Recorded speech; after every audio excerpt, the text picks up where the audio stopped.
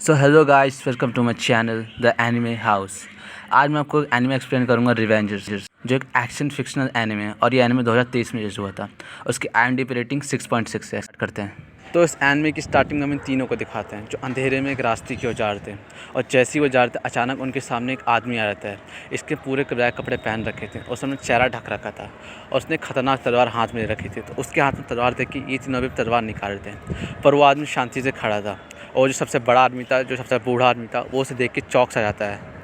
और जब तक वो तीनों उसे देख रहे होते हैं तब तक वो ब्लैक कपड़े वाला आदमी इतनी तेज़ी से मूवमेंट करके, इतनी स्पीड से आके उन तीनों को तलवार मांग के उनका वही काम तमाम करता है। उस आदमी की स्पीड इतनी ज़्यादा तेज़ थी कि इन तीनों को तलवार निकालने तक का मौका नहीं मिलता है। आप सोच ही सकते होंगे उसकी स्पीड कितनी ज़्यादा तेज़ होगी। असल में इस एनिमे का मेन लीड कैरेक्टर होता है, इसका नाम होता है राइजो कुरियामा, और ये एक सामुराई होता है। हम देखते हैं कि जब वो सामुराई वो जब तीनों को मार के वहाँ से चला गया होता है, तो हम उस बूढ़े को देखते हैं जिसमें भी थोड़ी जान बाकी थी, और वो मरने से पहले एक कॉइन होता है जो अपने दांत में दबा देता है। तो नेक्स्ट सीन में हमें ब्रिज का सीन दिखा रहे होते हैं, जहाँ हमारा मेन लीड कैरेक्टर राइजो कुरियामा अपने आप को बैठ के देख रहा होता है, और ये ब्रिज सिटी के पास होता है। उसका नाम होता है नागासाकी। और जैसे ही अपने आप को देख रहा होता है तभी वहाँ से एक आदमी आता है, उससे पूछता है तुम हो कौन। वो कहता है मेरा नाम है यूएन उसुई। पूछता है तुम कौन हो। वो कहता है मेरा नाम है राइजो कुरियामा और मैं एक सामुराई हूँ। फिर उससे कहता है तुम मुझसे बात करने की कोशिश क्यों कर रहे हो। फिर वो दोबारा कहता है मेरा नाम है यूएन उसुई। वो कहता है मैं ऑड जॉब्स करता हूँ, यानी कि सर्विसेज सेल करना। फिर उससे पूछता है ऑड जॉब्स मतलब सर्विसेज सेल करना। अगर सिंपल शब्दों में कहूँ तो मैं एक कन्वीनियंस स्टोर का लीडर हूँ। मेरा एक ग्रुप है जो सर्विसेज सेल करता है, लोगों से पैसे देके उनके मिशन पूरे करना, उनके काम कर वो मिशन कितने भी खतरनाक हो, कितने भी वो हों। उससे कहता है भला कन्वीनियंस स्टोर के लीडर को मुझसे क्या काम है। उससे बताता है कि यहाँ के लोगों ने कंप्लेंट किया है कि यहाँ कुछ दिनों से एक सामुराई को देखा जा रहा है। तो यहाँ के लोकल्स ने मुझे हायर किया है कि मैं पता लगाऊँ कि सामुराई कौन है। एक कन्वीनियंस स्टोर के लीडर होने के नाते ये मेरा फ़र्ज़ बनता है कि मैं इस टाउन को आउटसाइडर से प्रोटेक्ट करूँ, मैं इस टाउन में शांति बना के रखूँ। फिर उससे कह रहा है तुम एक सामुराई हो, और एक सामुराई के एक ब्रिज के नीचे छुपना एक बहुत आम सी जगह है, तुम लोगों को बहुत आसानी से दिख जाओगे।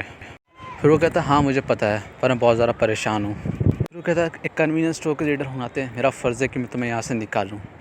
फिर वो सामुराई कहता है मैंने एक आदमी को मारा है। लेकिन मेरा दूसरा कैरेक्टर यूएन उसी, वो उससे बिल्कुल सरप्राइज़ नहीं था कि उसने एक आदमी को मारा है। वो बिल्कुल शांत खड़ा था। तो उससे पूछता है क्या तुम सरप्राइज़ नहीं हो कि मैंने एक आदमी को मार रखा है। उससे कहता है नहीं, ये मेरे लिए कोई बड़ी बात नहीं है, और मेरे ख्याल से तुम्हें यहाँ नहीं छुपना चाहिए क्योंकि तुम यहाँ लोगों को बहुत आसानी से दिख जाओगे। इससे बेहतर है कि तुम अपने ओल्ड टाउन चले जाओ वापस, तो तुम्हारे लिए सेफ़ और एक अच्छी जगह रहेगी। क्योंकि जब तक तुम यहाँ रहोगे लोगों को तुम दिखते रहोगे और लोग तुम्हें खतरे की नज़र से देखेंगे, और for the member of the clan मुझे तुम्हें यहाँ से हटाना ही होगा। इसलिए मैं तुम्हें कह रहा हूँ कि तुम अपना ओल्ड टाउन वापस लौट जाओ, वो तुम्हारे सेफ़ और अच्छी जगह रहेगी। इस सीन में राइजो कुरियामा जब अपने रास्ते की ओर जा रहे थे, पीछे से हमें देखते हैं कुछ घोड़े में लोग आ रहे थे और वो आके उसका रास्ता रोक देते हैं। हम राइजो कुरियामा को देखते हैं जो तीन लोग उसका रास्ता रोक रखे थे, उनके सामने सर झुका के बात कर रहा होता है। और जैसे ही उनसे बात कर रहा होता है तभी वो तीनों जो उसके रास्ते में आए थे, वो तीनों अपनी अपनी बंदूकें निकाल लेते हैं और राइजो कुरियामा की ओर पॉइंट करते हैं और उसे शूट करने की धमकी देते हैं। पर राइजो कुरियामा उन्हें मना करता है कि मैं तुम सबसे लड़ना नहीं चाहता हूँ, पर उसकी बात ना मानकर उसे शूट करने की धमकी देते हैं। तब राइजो कुरियामा अपने पाँव पीछे करके अपनी तलवार निकालने के लिए आगे बढ़ता है, और जैसे वो तलवार निकालने वाला होता है और वो कहती है अगर तुम्हें इन तीनों से अपनी जान बचानी है तो उस खाई से नीचे कूद जाओ। और उस आवाज़ की बात सुनते हुए राइजो कुरियामा उस खाई से नीचे कूद जाता है, और वो खाई दिखने में बहुत ज़्यादा गहरी लगती है। और वो तीनों जो उसको देख रहे थे कूदते हुए, वो समझते हैं कि वो मारा गया, तो उसकी फ़िक्र करना छोड़ देते हैं। फिर हम इसमें एक बहुत लंबे धागे को देखते हैं जो सीधे पानी की ओर जा रहा था और पानी के अंदर घुसा हुआ था, और उसी धागे में राइजो कुरियामा बंधा हुआ था। फिर कोई उसी धागे की मदद से राइजो कुरियामा को खींच देता है। फिर एक लड़की होती है, एक कन्वीनियंस क्लब की मेंबर होती है, इसका नाम नियो होता है। फिर हम राइजो कुरियामा को देखते हैं जो उठ चुका होता है, और वो अपने आप को एक रूम में पाता है, और वो उस लड़की को सामने बैठा देखता है जिसने उसकी जान बचाई थी। और वो उस आदमी को देखता है जिसने सुबह सुबह उससे ब्रिज में मिला होता है। उससे कहता है क्या तुम लोगों ने मेरी जान बचाई है। वो कहता है हाँ, मेरे मैन रोकमेंट से मैंने तुम्हारी जान बचाई है। वो कहता है आखिर तुम लोग हो कौन और तुमने मेरी जान क्यों बचाई। यूएन उसोई, वो आदमी कहता है नागासाकी अंडरवर्ल्ड के बारे में ऐसी बहुत सी चीज़ें जो तुम्हें भी जानना है। फिर वो बताता है देखो मैं एक आर्टिस्ट भी हूँ, क्या तुम देख सकते हो, मैंने एक सोने के मन से एक गॉड फॉल तैयार कर दी है, और उसी गॉड फॉल की मदद से मैं इस टाउन के आउटसाइडर्स को बाहर करता हूँ जो इस टाउन के लिए ख़तरा है। और राइजो कुरियामा जो अचानक रोने लगता है और शॉक में चल जाता है, और वो कहता है मैंने अपनी फियांसे को फादर को मार दिया, मैं एक पागल हूँ और बेवकूफ़ हूँ, इसके अंदर दिमाग नहीं है, जो अपने फियांसे को फादर को मार चुका है। यूएन उसे कहता है हाँ तुमने अपने फियांसे के फादर को मार दिया, ऐसा कैसे कर सकते हो। हम यूएन उसे को देखते हैं जो बहुत ज़्यादा शांत होता है, और राइजो कुरियामा जो अभी भी रो रहा होता है, वो कहता है कि मैं ऐसा नहीं कर सकता था, पता नहीं मैंने ऐसा क्यों किया। फिर उसे बताता है कि हिराता रोड ने मरने से पहले हमारी सर्विसेज बाय की थी और उसने हमें एक मिशन दिया था और हमें इस मिशन के लिए कोलैबोरेटर की ज़रूरत है। तो क्या तुम इस मिशन में हमारा साथ देना चाहोगे? क्या तुम मिशन को ज्वाइन करना चाहोगे अपने हिराता रोड के लिए? यूएन उसे ऑफ़र देते हुए कहता है तुम इस मिशन को ज्वाइन कर सकते हो हमारे साथ। तो हमें उसमें उन चारों को दिखाते हैं अपने मिशन के लिए निकल गए होते हैं और वो मिशन से पहले कैसल में ठहरते हैं जिसमें वो अपने प्लान को सुपरवाइज़ कर सकें।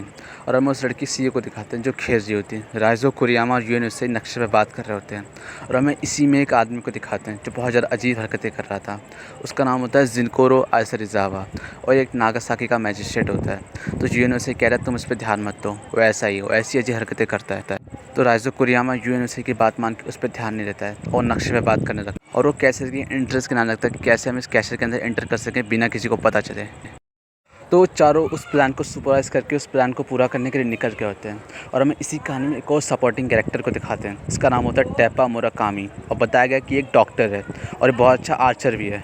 तो हमें इसमें इन 4 लोग को दिखाते हैं जो पार्टी कर रहे होते हैं अपनी सक्सेस पे, कैसे उन्होंने हिराता रोनो को मरवा दिया एक अच्छे प्लान से। इसी के सन इन लॉ के हाथों उसकी खुशी मनाए रहे होते हैं तभी उन्हें एक आवाज़ आती है।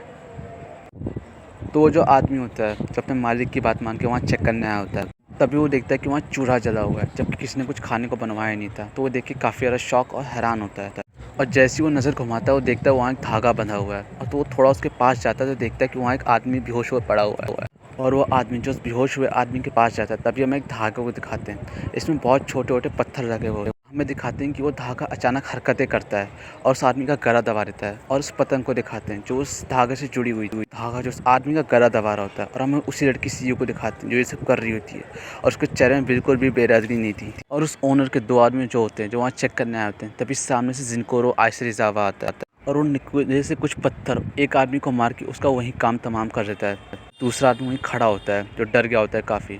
तभी हमें यूएन को दिखाते हैं जो उस आदमी के पीछे खड़ा होता है और उसने गोल्ड फॉइल ले रखा है उसे अपने मुंह से ऐसे करता है और उसके मुंह में लगा देता है। वो आदमी उससे बचने की कोशिश करता है पर वो उससे आसानी से बच के उसके मुंह में लगा देता है और वो जो गोल्ड फॉइल होता है उसका दम घोटना चालू कर देता है यहाँ तक कि उसे कुछ दिखवाई भी नहीं रहता।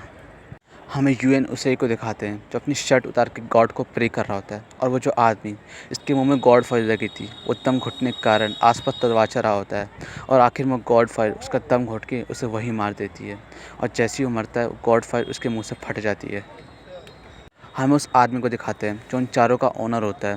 वो एक सीक्रेट जगह से मोमबत्ती दे के भाग ही रहा होता है और जैसे ही वो सामने भाग रहा होता है तभी सामने से राइजो कुरियामा दौड़ते हुए आके उसका रास्ता काट देता है। राइजो कुरियामा उसके सामने खड़ा होकर कहता है अब तुम्हारा खेल ख़त्म हो गया। तो आदमी उसके ऊपर गन तान देता है। वो कहता है खेल मेरा नहीं तुम्हारा ख़त्म हुआ है।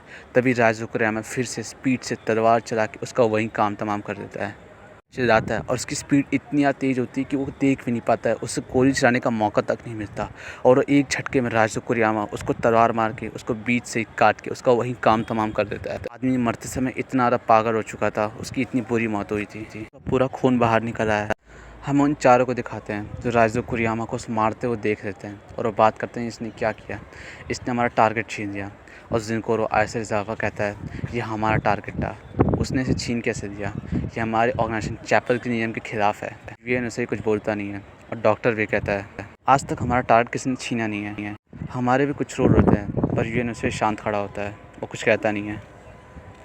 तो इस सीन में हमें राइजो कुरियामा को दिखाते हैं जो अपनी फियांसे के पास दौड़ते हुए जा रहा था और वो दौड़ते दौड़ते अपने पास्ट को याद कर रहा था। आई एम सॉरी, मुझे ऐसा नहीं करना चाहिए था, प्लीज़ मुझे माफ़ कर दो मेरी गलती के लिए।